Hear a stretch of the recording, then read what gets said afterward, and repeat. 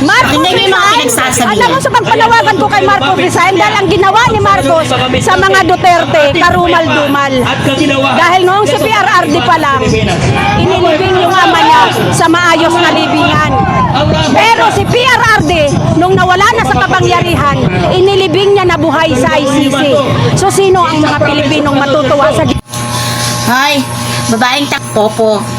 Papaliwanag ko lang sa iyo 2016 nang tumakbo sa pagka-presidente si Duterte, pumunta yan sa Northern, pumunta yan dito sa Luzon. Kasi hindi siya kilala rito sa Pilipinas, sa Luzon. Bukod tanging Davao lang siya kilala, ang mga Duterte. Humingi siya ng tulong sa mga Marcoses. Kapalit ng boto niya ay ang pagpapalibing kay Apo Lakay. So anong nangyari? Di ba nanalo siya? Kasi alam niyang maraming loyalista rito sa Luzon, sa Pilipinas. Alam niyang marami at mananalo siya rito. So nanalo siya. Quit ang deal nila. Kasi kapalit ng boto niya, kapalit ng pagkapanalo niya, yung pagpapalibing sa Apo Lakay. Pangalawa, bago siya bumaba ng pwesto, anong ginawa niya? Sa kasakiman nila sa pwesto, ang gusto nila tumakbong presidente si Sara. Pero hindi siya nagtagumpay kasi hindi rin kilala si Sara, di ba? Kung hindi siya didikit sa Marcos, hindi makikilala si Sara. Ngayon, anong ginawa niya? Siniraan niya ang Marcos, di ba?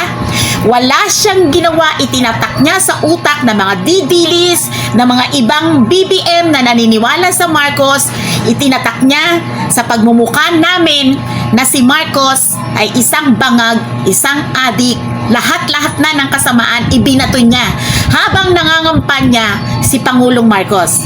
May narinig ba kayo sa kanya? Di ba wala? Wala kayong narinig sa kanya kasi hindi naman totoo lahat ng mga ibinibintang nyo sa kanya.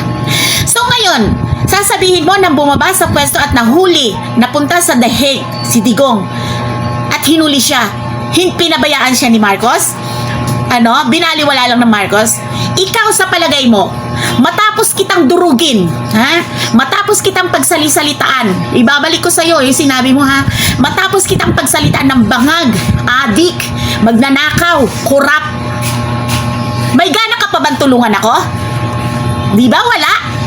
Ganon din ang Pangulo. Bakit niya tutulungan si Duterte na samantalang from day one, from starting to one, nangangampanya pa lang? Bakit niya tutulungan, ang Duterte nyo na halimaw, tutulungan niya na dinalipurak niya ang pagkatao ng Pangulo? Tapos manghihingi kayo ng tulong ngayon? Na kesyo tulungan siya para hindi makulong? Nasaan ang utak mo?